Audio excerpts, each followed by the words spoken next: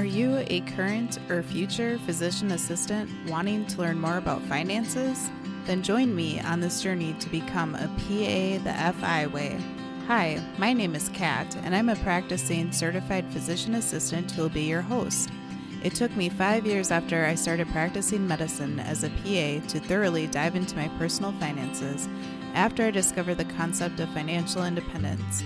I want to use what I have learned to help you avoid some of the financial mistakes that I have made while sharing some of the financial wins that I have had along the way. Join me as we discuss financial strategies to guide you to becoming a physician assistant on the way to financial independence.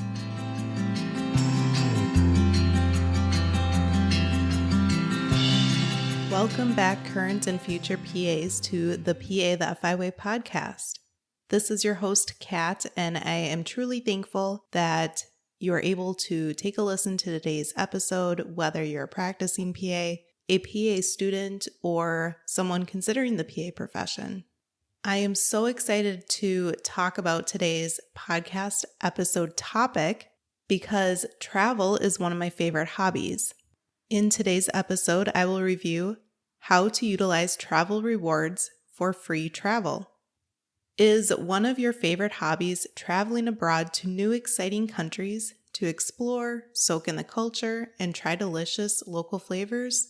Or do you prefer to travel domestically to visit a new city or even adventure in a national park? Or do you simply have family or friends that live in another state that you have to visit frequently by hopping on a plane? Or are you a practicing PA who travels to CME conferences, but your CME budget isn't that generous, so you end up having to cover part of the trip yourself, whether that's airfare or the cost of the hotel? If any of those scenarios resonate with you, then this podcast episode is especially for you. In previous episodes, I've briefly touched on travel hacking by earning travel rewards in the form of points to redeem to travel the world for almost free. Well, in this episode, I'm going to share with you just how you can do this. Many PAs will travel for a variety of reasons. Some of you may have been listening to past episodes and thinking that you probably should dial back the travel so that you can reach financial independence more quickly. However, travel is simply something that I refuse to put a hold on until I've reached financial independence. And if you love traveling as much as I do, I hope you agree. Life is short, and you have no idea how many years you are guaranteed, both of life but also of health. So I think that it's important to travel throughout your life if that's something that you prioritize. Let's first start by reviewing what travel hacking with travel rewards actually means. The term travel hacking is the term used by travelers who earn free or low-cost travel by obtaining credit card points, hotel points, and frequent flyer miles, which are collectively called travel rewards. Although the term, quote, travel hacking may sound a bit sketchy, I guarantee that it is a completely legal way to earn points to put towards free travel. Arguably, the quickest way to earn travel rewards is with credit card sign-up bonuses, which will be the topic that we focus on for today's episode. So before you dive into travel hacking, there are a few things that you should consider first. Besides needing to travel for enjoyment or out of necessity, there are a few other criteria that should be considered before you start utilizing credit card sign-up bonuses to earn travel rewards. The first is you need to have a pretty good credit score. Some credit cards require great or excellent scores. If you haven't done so yet, take a listen to episode 18 about what your credit score is, why it is important, and how you can boost it. The second thing to consider is you need to be able to pay off your credit cards on time and in full every single month. If you can't do this, don't even consider travel hacking. Otherwise, you'll be paying an enormous amount of interest with time. Travel hacking is only for those who are able to use credit cards responsibly. The third thing to consider is you need to be able to meet the minimum required spend amount in order to earn the sign-up bonus. We will discuss this a bit more later in detail, but what it essentially means is that every time when you apply to sign up for a credit card that has a large sign-up bonus, it will let you know how much money you need to spend within a certain time frame. And if that amount is way too much, it's not worth pursuing. And the fourth thing that you should consider before diving into travel hacking is you should not be trying to qualify for a large loan, such as a mortgage or trying to refinance your home, when you are opening up a new credit card. Again, this has to do with your credit score. If you are trying to qualify for a large loan, lenders don't like to see a hard pull with a new credit card at that time. So speaking of credit score, travel hacking will likely only temporarily affect your credit score. This is a very common concern, and it was certainly one of mine before I started to do travel hacking and earn travel rewards. So each time you apply for a new credit card, a hard pull on your credit is completed, which can drop your score by a few points. Typically, your score is back up to where it was within a few months. Some who take advantage of travel rewards via credit card sign-up bonuses may even find their credit score increase with time. As you recall from episode 18, new credit and the length of credit history are only a portion of your total credit score. Once you have a new credit card, you may have a lower utilization rate of your total credit, and you will plan to pay the card off on time and in full every single month, both of which will help your score. The next thing to consider before choosing a credit card to start with is determine how flexible you are with your upcoming travel plans. If you are ready to start earning points to put towards free travel, consider where you want to go. If you have a set targeted destination or even a specific hotel or resort that you would like to visit, keep that information in the back of your mind when you are trying to decide which credit cards to open.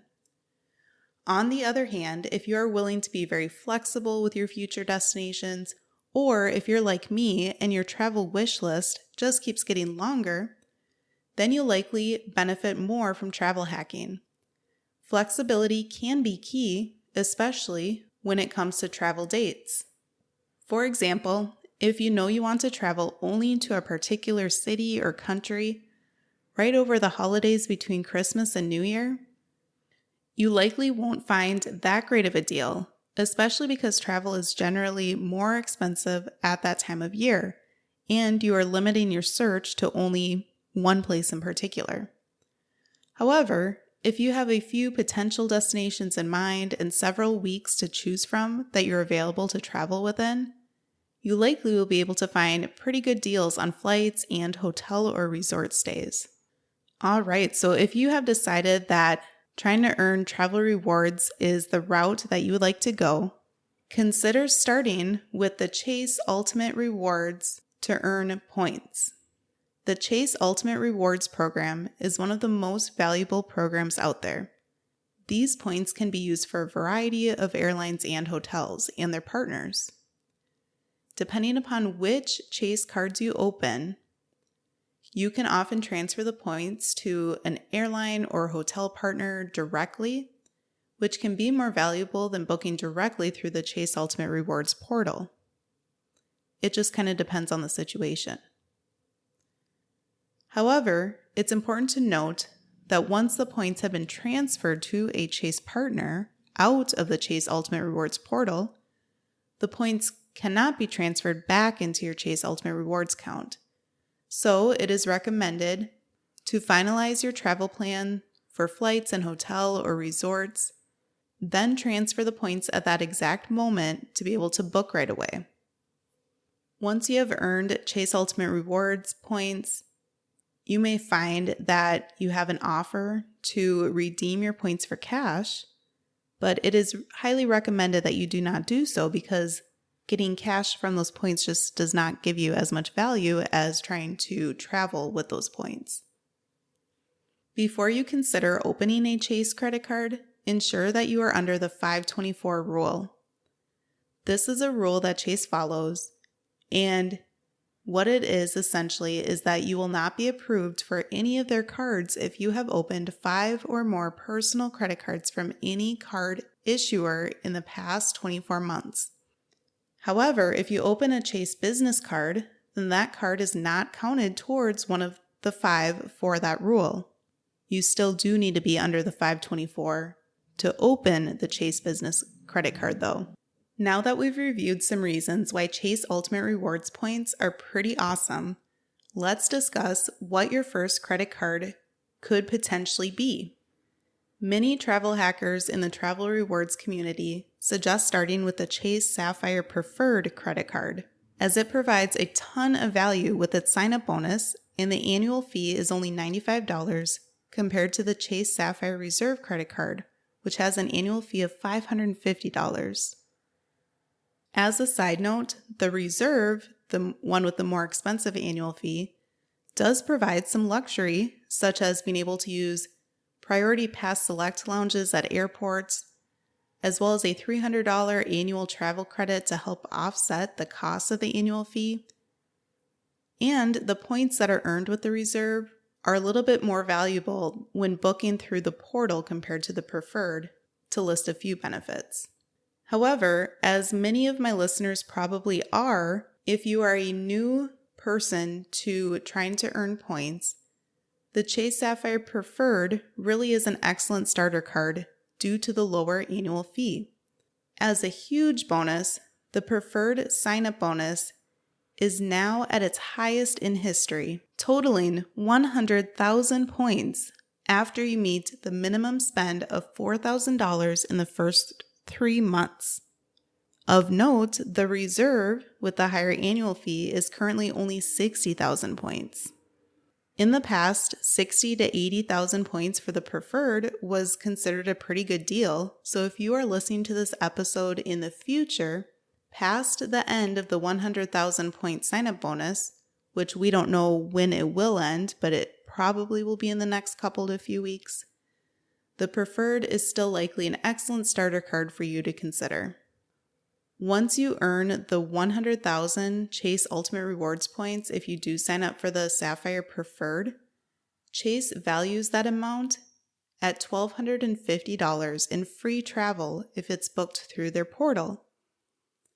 However, you may be able to find that booking a trip through their transfer partners can often provide at least 2 cents per point, meaning that you could get $2,000 or possibly even more in free travel, just for the one card. So let's discuss how you can meet the minimum spend. You may be thinking, wow, Kat, $4,000 really sounds like a lot of money to spend. On the other hand, maybe there are others who think that isn't that much to spend. I'm not sure what boat you're in. Granted, $4,000 to be spent within 3 months could be a lot for a lot of people. However, if you spread out the $4,000 over the course of 3 months, then it is only about $1,333 per month. So what you would do is put all of your family's spending on that card until you hit the minimum spend. So think of groceries, gas, bills that you can pay with credit card if you'd like, school or activity charges for your kiddos, any type of spending that you have going on that month. Also, consider if you have a known larger purchase coming up, such as a home improvement project. If so, you could likely reach $4,000 very quickly. It wouldn't need to be spaced out over 3 months. If that's the case, you could consider opening up another credit card pretty quickly. It all depends upon what you would like to do. Additionally, if you feel as though you may be a few $100s short of the $4,000 within the 3 months, consider purchasing Christmas or birthday presents early for others, or even consider buying gift cards to grocery stores or restaurants that you frequently visit to help you meet the minimum spend. I am in no way suggesting that you spend money just to earn points. Rather, I'm encouraging you to consider what your family normally puts on credit or debit cards, because if it's debit cards, you could direct it to this credit card and pay it off right away within a month. And if you're in the ballpark of being able to meet the minimum spend amount over the course of required time, consider trying to earn travel rewards. Now that you've started earning your points with the Chase Sapphire Preferred, consider for your next step if you want to try to shoot for the Southwest Companion Pass, or if you'd rather try to first get a hotel card or a different airline card if you prefer. I'll talk first about the Companion Pass because depending on the time of year, you may want to hold off a bit starting on the Companion Pass, but it is such a great deal that I really like to talk about it next. So Southwest Airlines flies to many domestic cities, as well as cities in Mexico, Central America, several Caribbean islands, and in the past few years has even started to fly to several islands of Hawaii. But if you are thinking that you would rather first explore Europe, Asia, Australia, South America, or Africa, then definitely don't bother opening a Southwest credit card. Only consider this if the destinations that Southwest flies to are ones that appeal to you. So, what is the Southwest Companion Pass? It is a reward through Southwest that once it is earned, allows you to fly anyone who would be your companion that you designate for free with you, so they have to go on the flight with you, for the rest of the calendar year that the Companion Pass is earned in, plus the whole following next calendar year. Your companion can be changed up to 3 times per calendar year. So for the first year, it would be up to 4 companions. And then for the second calendar year, it would be up to 3 companions. Due to this, many who are trying to earn the Companion Pass will open their credit card towards the end of a year. But this is very important. You can start spending to start shooting for that minimum spend, but you do not want to hit the minimum spend of the Southwest credit card that you have until early January of the following year. Because if you hit that minimum spend in December, then you made a huge mistake of that year being sort of shot, meaning that it doesn't do any good to have earned the Companion Pass for just the December, but also those points don't really roll over for the next year either, so they couldn't be put towards a Companion Pass for the next year. There are several articles about this online that you can certainly read, but I just caution you to be very, very careful about not hitting the minimum spend the end of December when you are really trying to hit it in January. If you want to play it extra safe and don't have any travel plans in early January, February, or even March of the following year, you could open up the credit card in January. Once you hit the minimum spend for the Southwest Companion Pass, it does take some time though for the statement to close and for the Companion Pass to show up in your account. So how can you earn the Southwest Companion Pass? From Southwest's website, it states that a member who earns 125,000 Companion Pass qualifying points, or someone who flies 100 qualifying one-way flights booked through Southwest per calendar year will qualify for a Companion Pass. Well, most people and PAs that I know don't fly 100 one-way flights in a calendar year, so we will instead focus on the points. It is important to note that if you already have those Chase Ultimate Rewards points from your Chase Sapphire Preferred card, that you cannot transfer the points to Southwest in the hopes of using those transferred points to count towards the 125,000 for the Companion Pass. You can transfer them if you need more points in the future to use for flights, but they don't count towards the Companion Pass. As with the Chase Sapphire Preferred, the point values for Southwest credit cards change over time as well.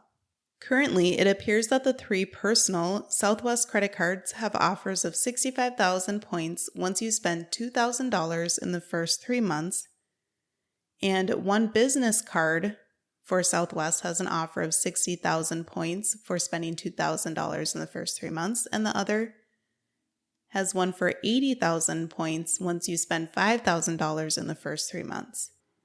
You can actually compare the different credit card options on Southwest's website. Unfortunately, you cannot have 2 personal Southwest credit cards, so you have to decide which one of the 3 options that you would like to have. And due to this, often people will open a Southwest business credit card as well to earn the companion pass quickly. So most are not doing this simultaneously, but they will decide whether to open personal or business first, meet the minimum spend, and then open the other one. I think it's quite reasonable to try for the business credit card first, just in case that there's any issues with qualifying or getting that one opened, and then trying to open the personal Southwest credit card after that once you meet the minimum spend on the first one. Now I can already hear many PAs and PA students out there saying, "But I don't have a business." However, I'm going to review how many of you likely actually already do have a business or could easily start one to be able to get a business credit card. For example, if you sell items on Etsy, eBay, Craigslist, or Amazon, or if you sell crafts or goods at flea markets or farmers markets, or if you tutor, teach music lessons, coach sports, or if you occasionally work as a photographer or a videographer, or if you drive for Uber or Lyft, or if you rent out a room, such as house hacking, which we've talked about before, or if you have a place on Airbnb that you rent out, then you have a business. For all of these small businesses, you likely have not created an LLC and obtained an EIN. Instead, you would be considered a sole proprietor. And for your application, you would only use your name on the credit card, not a business name. Otherwise, the credit card company will request further information about the business.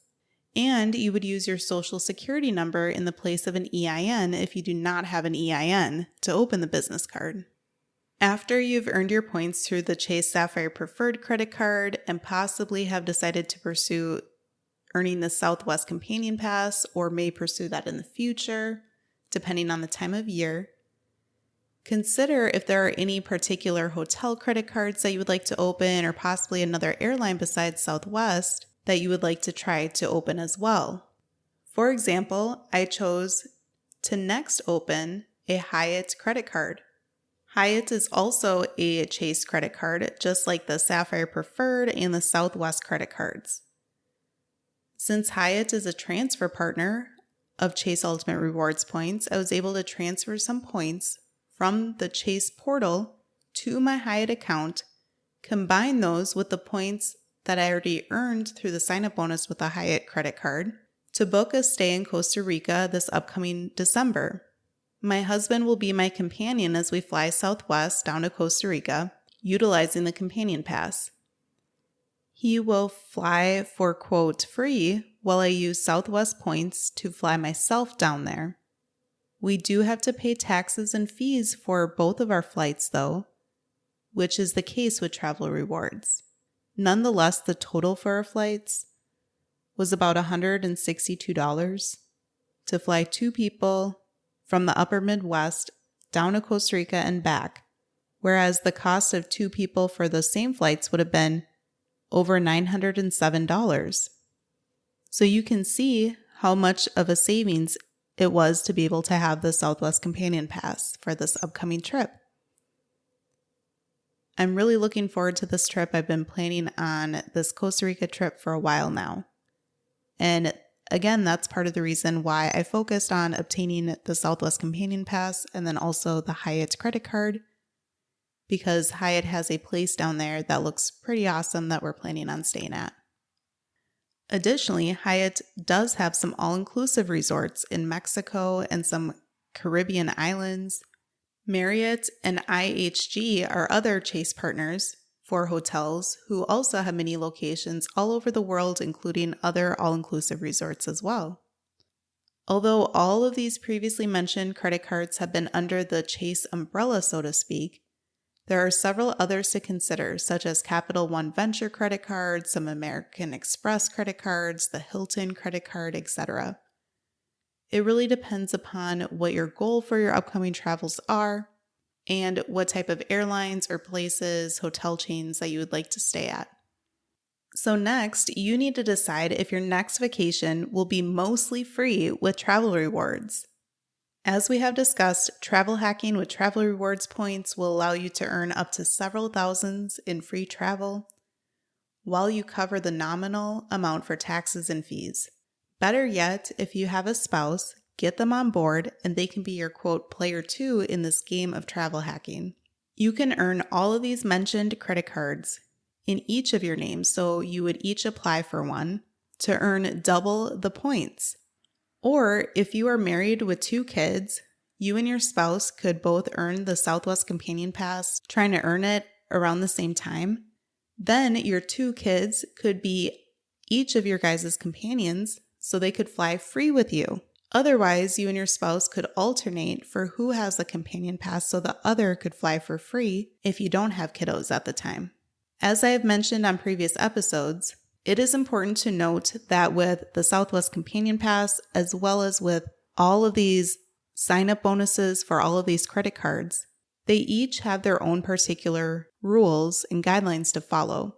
For example, you typically have to wait a period of time, sometimes it's a few years or so, before you could potentially try to reapply for the credit card again, because you can't have the same credit card that you're trying to apply for. So often people will downgrade the card for about a month or so and then try to apply for it again in the future, or they may choose to cancel the credit card and not have to pay the annual fee.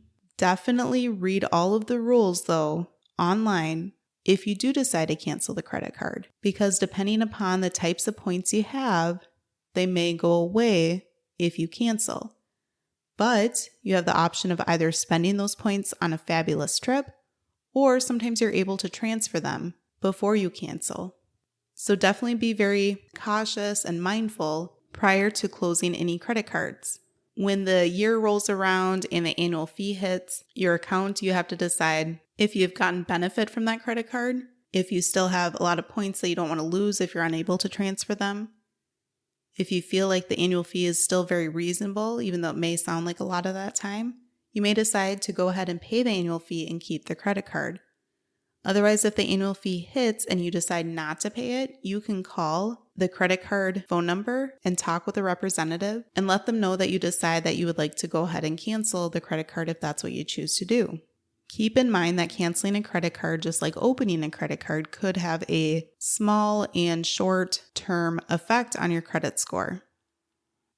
There are several people who blog on only travel rewards, and they can be excellent resources to research for your questions or the websites of these credit cards themselves in the fine print. As I have mentioned on previous episodes, I first learned about the concept of financial independence through being introduced to travel hacking with travel rewards by the husband of one of my previous PA coworkers and friend, Allie, and her husband's name is ironically enough Chase. Life can be pretty amusing sometimes. I know that they tune into the podcast, so I had to give them a shout out, as clearly if it weren't for my learning about travel hacking, I wouldn't have discovered the concept of financial independence at the time. Not only would this podcast and my business likely not exist, but my husband and I may still not have been very intentional with our money over the past couple of years. Travel is one area of spending that I do not plan on ever eliminating, since I enjoy it too much. So instead of eliminating it, I recently started using travel hacking to help keep costs low. If you would like to sign up for any of these credit cards that were mentioned, I sincerely hope that you consider doing so through my website, pathefbyway.com, where you can click on the recommended tab and apply through the link for the correlating credit card. I will also have the link in the show notes that you could click on and take a look at the different types of credit cards that were discussed today. These credit card companies are generous enough to offer points for referring people to them. So if you decide to open one of these credit cards and your spouse also decides to open the same credit card in the future, you could take the link that you have, your own special code that you will find in your account, and have them apply to the credit card through your link, and then you would get those referral points if they are approved for the credit card. I highly hope some of you are able to take advantage of the Chase Sapphire Preferred sign-up bonus of 100,000 points, as this is the largest that has been for this credit card. And we do not know when this offer will end. Sometimes it is only for a few weeks, so if you are planning on signing up for this card, try not to wait too long. Thanks so much for tuning in today, and please reach out to me if you have any questions about those things that we talked about today. You could find me on Instagram at PA the FI Way and send me a message through there with your questions. Or you could join the private PA the FI Way Facebook group and post your questions in there, or send me a private PM if you prefer. If I do take a while to respond to a private PM, feel free to tag me in the group and let me know that you sent me one. Otherwise, you can contact me through my website if you prefer. If you have found this information interesting and valuable, consider sharing with your friend or your spouse who also loves to travel as much as you do. Also, take a moment to hit the subscribe button so I can bring an episode to you every week, and consider leaving a written review. Have a great rest of your week and a wonderful upcoming 4th of July weekend.